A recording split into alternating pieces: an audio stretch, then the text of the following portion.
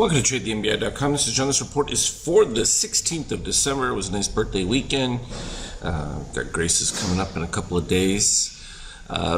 Just a FYI, today I will be leaving for Rome a little bit later today and won't be back until Wednesday evening, so it'll be a couple of days without reports, but at this particular point it's not going to be hard to tell what's going on.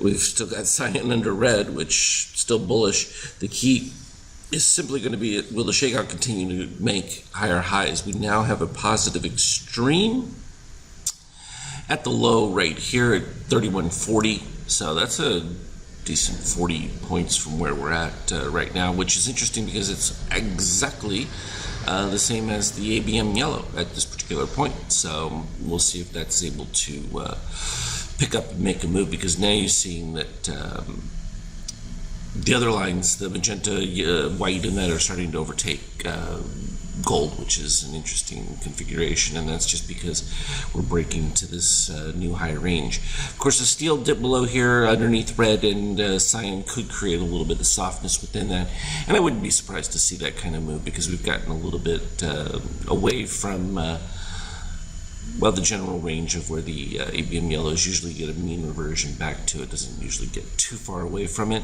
And in this particular case, the key is that we were looking for this explosive break past the highs because we were at lower shakeout.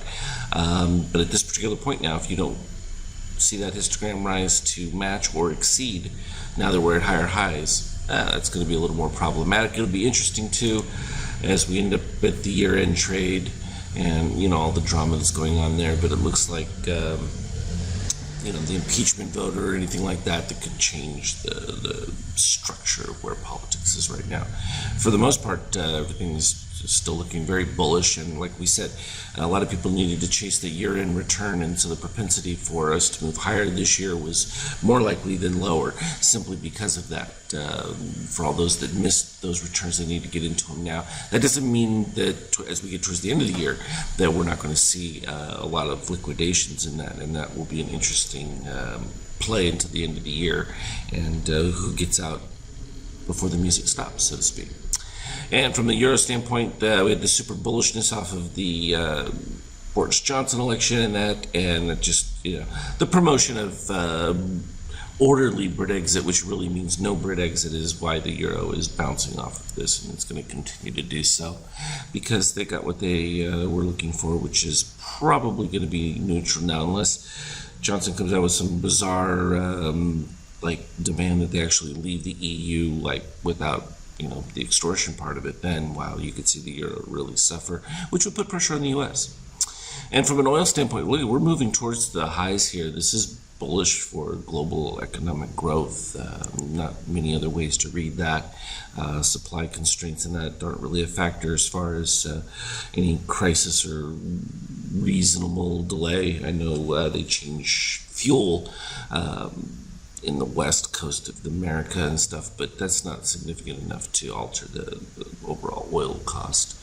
So gold also remaining at the interesting upside, given the fact that the Fed has promised to put this $500 billion of liquidity in the next couple of weeks to make sure the repo situation is under control. It's a interesting thing to see gold still holding on. It should have broken down significantly given the amount of liquidity, low rates, you name it. Everything's been against that trade, but it just means that central banks have been sucking it up, and whether it's a counterplay, it's an interesting one, because they really shouldn't be doing that unless they're just trying to bolster their general reserves. So from an intraday standpoint, we're moving along. Actually, if we go back to the end of the chart, I wanted to see where that number was. I created a little program here that you can see it moving as it goes. We'll just keep an eye on it for a second here. It's counting the number of ticks in the bar, and this is off of the fib level retrace. And I'll be sending this out before I leave, just so you'll have it, because for those who intraday trade, it can be helpful, because a lot of times you want to know, and this I used to have, for instance, we keep the info window open to see where they, were in the bar, so that you could, make a trade potentially right before because if you know what the readings are, you could hit it before the bar actually closes, and it gives you an anticipation of when that's about to happen. So if you see a clear signal, it's sort of like, okay, yeah, this gives me the key to attack it now. Because if I'm getting a reading that looks attractive to either enter short or long, but I'm only at, a few hundred, into a bar of 5,000. Not so interesting. So really what it is the default is off, so you won't see this on any of your regular fib level retrace programs, but you would just put a 1 for tick on. This happens to be a 5,000 tick chart. I actually put it also on a 50K chart as well. And what it does is when you get to 49.99, it doesn't print the next one. That way it keeps moving the counter to the end. Let's see which 50K I have it on. Oh, right here we go. So this one's counting to 38,000 on that. And it's just a matter of picking. So if you're in a 25,000K chart, 10K, it's just a matter of picking it. It's just a nice little bonus to have as far as being able to see where the current configuration is. From an intraday standpoint, though, we had a lot of decent action as far as a little bit of up and down. We had plenty of DOC spreads that came in between.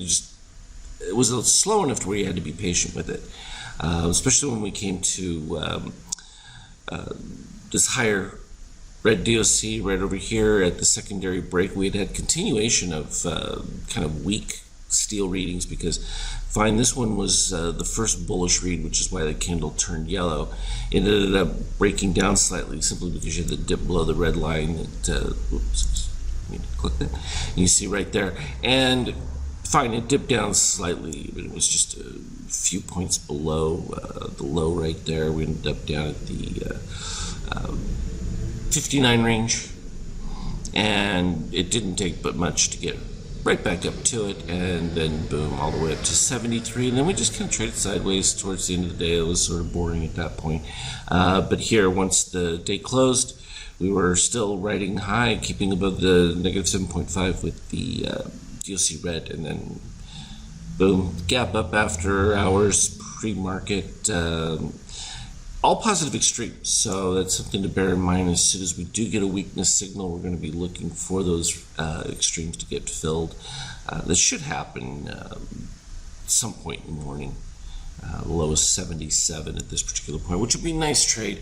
And then you would expect them to try and fight back up to reach it up at the top. So that's the long and the short of it. Of course, I'll put up what I can today, and then I'll look for everyone on Thursday. But as always, trade well, and we will talk again later.